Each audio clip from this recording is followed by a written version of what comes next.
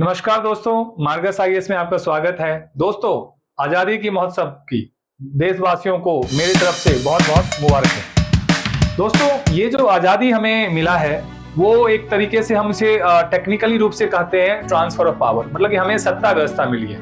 हमारे हाथ में जो व्यवस्था भारत की चली गई थी उस व्यवस्था को हमने 15 अगस्त 1947 को अपने हाथ में ले लिया या हासिल कर लिया।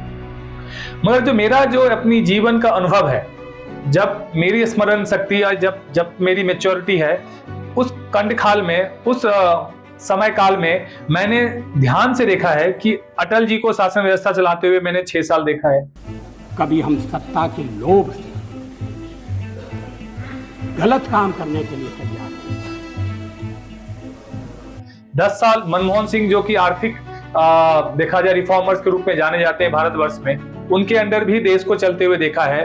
प्यारे देशवासियों, आज मैं आपको प्रधानमंत्री के रूप में आखिरी बात संबोधित कर रहा हूं। और एक socialist prime minister Narendra Modi के अंदर भी देश को चलते हुए हमने देखा है। 10 साल तो वो चला चुके हैं और नेक्स्ट 5 ईयर के लिए फिर वो प्राइम मिनिस्टर बने हैं। दोस्तों, मैं आपके साथ आज जो आया हूं इस 15 अगस्त के पावन अवसर पे, मैं सिर्फ ये बताने आया हूं कि देश की जो व्यवस्था है, देश का जो संचालन हो रहा है और देश में जो प्रगति हो रही है, इस सब को आपको बहुत ही गौर से देखना पड़ेगा। मैं एज ए शिक्षक, एज ए एजुकेशनिस्ट इंस्टीट्यूट चलाने वाला 20 साल का अनुभव पे मैं बता रहा हूं, मैंने बहुत नजदीक से लोगों को देखा है, खासकर उस वर्ग को देखा है जो आने वाले टाइम में भारत को चलाने वाले हैं या भारत को गौरव हासिल दिलाने वाले हैं। मैं उस यूथ के साथ हमेशा रहा हूं जो कुछ यूथ अभी भारत को चला रहे हैं और कुछ आने वाले टाइम में चलाएंगे। उस जगह पे मैं 20 साल का मेरा अनुभव आपके साथ शेयर कर रहा हूं। दोस्तों, ये जो हमने डेमोक्रेसी हासिल की है 1947 ईस्वी को, ये डेमोक्रेसी हमारे लिए 20 साल तक एक डेमोग्राफी के रूप में था और धीरे धीरे धीरे ये डेमोक्रेसी एक ऐसा चाबी बन चुका है जो कि सत्ता व्यवस्था में एक चूड़, एक व्यवस्था को संकुचित करके अपने शौक, अपने आप को प्रमोट करने का एक माध्यम बन चुका है।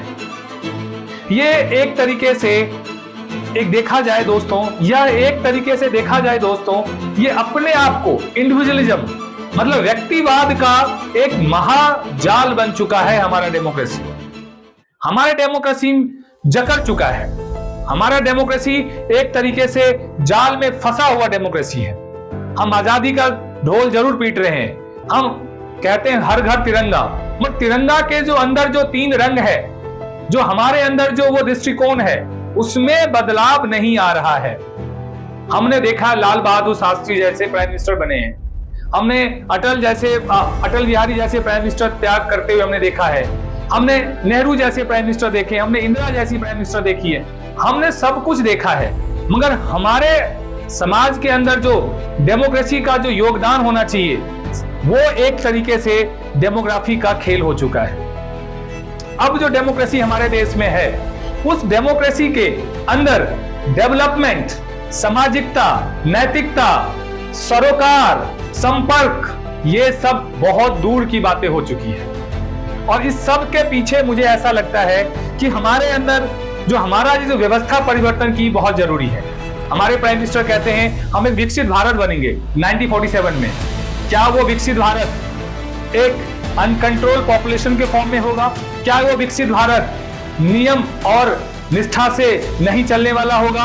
क्या वो विकसित भारत क्राइम के अड्डे के रूप में होगा? क्या वो विकसित भारत हमारे पड़ोसी के जितने पड़ोसी हैं उनके हलचल के प्रभाव पे होगा?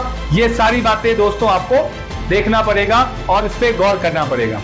दोस्तों, जो हम विकसित भारत की बात करते हैं, वो विकसित भारत तभी हो पाएगा जब हमारा जो देश है, हमारे देश का जो संस्कृति है, जो हमारे देश का मूल्य है, जो हमारे देश का धरोहर है, जो हमारे देश की एक परंपरा रही है, उन सब से हम धीरे धीरे कटते जा रहे हैं।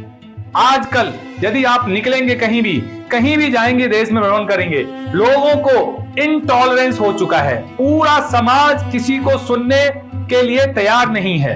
ये जो एक विचारधारा उत्पन्न हो रही है हमारे देश में, ये हमारे देश की व्यवस्था के लिए, हमारे देश की संस्कृति के लिए, हमारे देश के इतिहास के लिए एक बहुत बड़ा खतरा है। लोग कह रहे हैं कि हमें दुनिया से खतरा है। यस, दुनिया से खतरा कम है, पहले हमें अपनों से खतरा है, क्योंकि हमारा देश का जो शिक्षा व्यवस्था है वो शिक्षा व्यवस्था एक रोबोट बना रहे हैं, एक मशीन बना रहे हैं, जो मशीन में एक इंसान मता हुआ है, जिसको सामाजिक सरोकार, जिसको अपना कोई अपनत्व और इस सब से कोई मतलब नहीं है। सबके सब सिर्फ एक कमर्शियल पॉइंट ऑफ व्यू से चला जा रहा है और देश को चलाया जा रहा है। हम 5वीं इकोनॉमी तो जरूर बन रहे हैं, मगर हम अपनी नैतिकता में जीरो पे जा रहे हैं, हम जीरो पे जा रहे हैं। हमारा जब तक शिक्षा में अमूलचूल परिवर्तन नहीं होगा, न्यू पॉलिसी आ गई है पर उसमें नैतिकता की कहीं जगह नहीं है, उसको भी एक तरीके से बंद लिफाफे को खोल दिया गया है। मगर हमारा जो शिक्षा व्यवस्था है, जो एक नींव रखती है समाज के लिए और समाज में परिवर्तन के लिए, वहां हमारा बहुत बड़ा गैप आ चुका है। जब बच्चा एक स्कूल करिकुलम में रहता है तो उसको हम एक तरीके से अपने देश के प्रति, हम अपने समाज के प्रति, हम अपने राष्ट्र के प्रति हम उसको जगा सकते हैं, हम उसको सिखा सकते हैं, समझा सकते हैं, मगर उस पे कोई दृष्टिकोण नहीं है। हम जरूर कह रहे हैं कि हम डेमोग्राफी में बहुत ज्यादा हैं, हम स्किल एक्सपोर्ट करेंगे, हमें एक स्किल एक्सपोर्ट नहीं करना है, हमें नैतिकता सिखानी है, हमें सामाजिकता सिखानी चाहिए, हमारी संस्कृति पे बल होना चाहिए, हम एज ए भारतीय क्या है उस पे बल होना चाहिए। नहीं तो बांग्लादेश, पाकिस्तान और अफगानिस्तान बनने में देर नहीं लगेगा। जब तक हम अपने समाज को संगठित नहीं करेंगे, सुरक्षित नहीं करेंगे, तो भारत की अस्तित्व एक बार फिर खतरे में है दोस्तों। ये मैं आज आपको कह रहा हूं, आने वाले 50 साल मेरा नोट कर लीजिए, यदि यही परिस्थिति रहा जो है आज बांग्लादेश में हुआ है, ये हमारे देश में बहुत जल्दी होने वाला है दोस्तों। जब तक हम पॉलिटिक्स में परिवर्तन नहीं लाएंगे, हम एडमिनिस्ट्रेटिव रिफॉर्म की बात करते हैं, हम इकोनॉमिक्स रिफॉर्म की बात करते हैं, अरे भाइयों ये तो बात करो, पॉलिटिकल रिफॉर्म कब लेके आओगे? कब तक बात करते रहोगे कि बजट किसने बनाया, बजट में कौन जाति था, बजट में 80 था या नहीं, बजट में 80 था या नहीं? कब तक बोलते रहोगे? कब तक ये व्यवस्था चलाते रहोगे? कब तक डिवाइड एंड रूल की पॉलिसी लेके आते रहोगे? अरे मॉडले मिंटो तो कब का चला गया, कब तक ये मॉडले बनके यहाँ पे मोड़ करते रहोगे शासन व्यवस्था पे?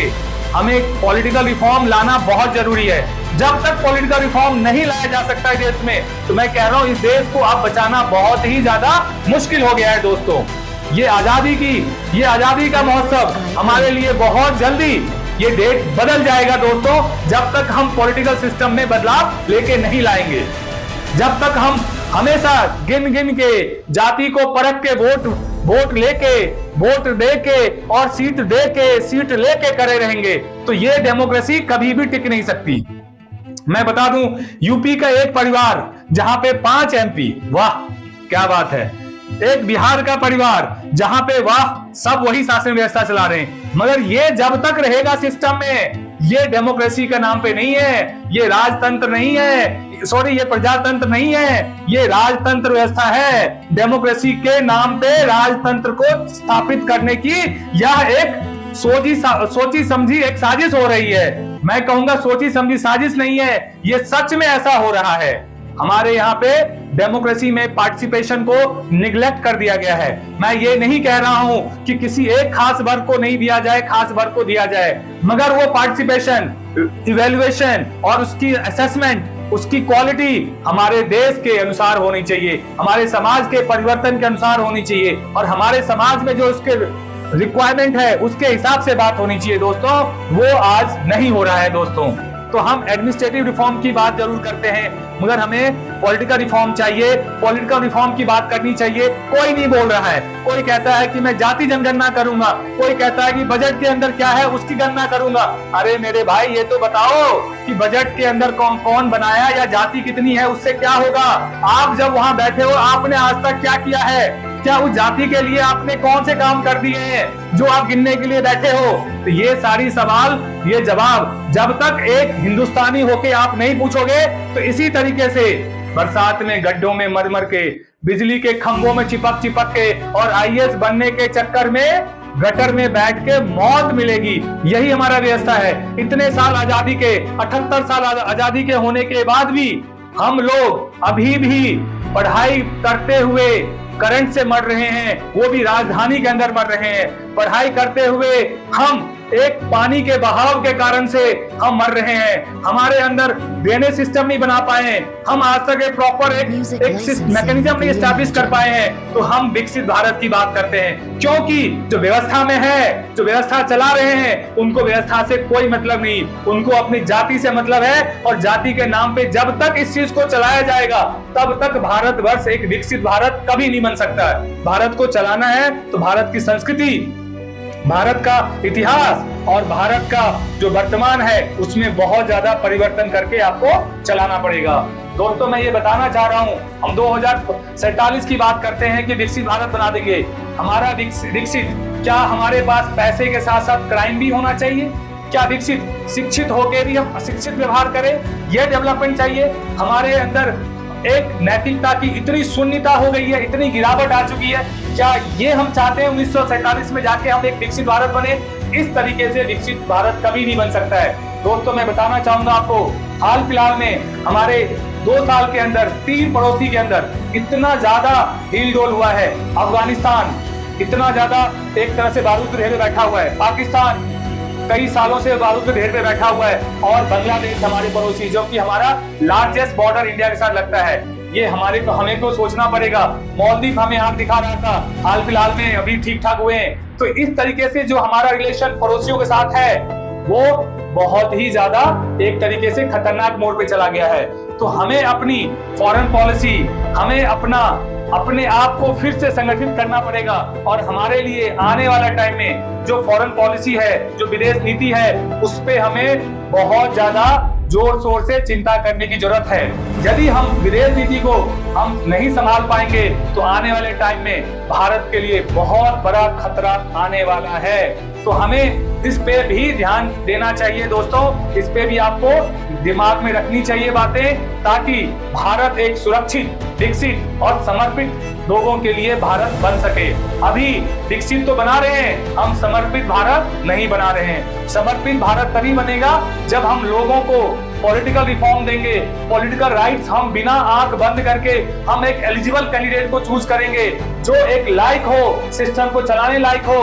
क्योंकि 21वीं सदी में अब वो जाति का गोलबंदी से चुने हुए लोग भारत को विकसित नहीं बना सकते। चाहे आप एक बंदे के सहारे भी विकसित भारत नहीं बना सकते।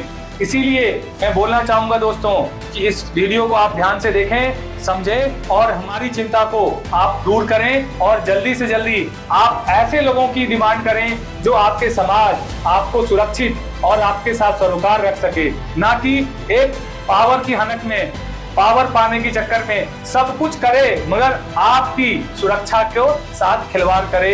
ये संभव आप लोग बिल्कुल संभव ना होने दें। मैं चाहता हूं कि आप इस भाषा को सुने और अपने राय कमेंट्स हमारे चैनल पे जरूर बताएं। मार्गस IAS से जुड़ने के लिए बहुत बहुत धन्यवाद।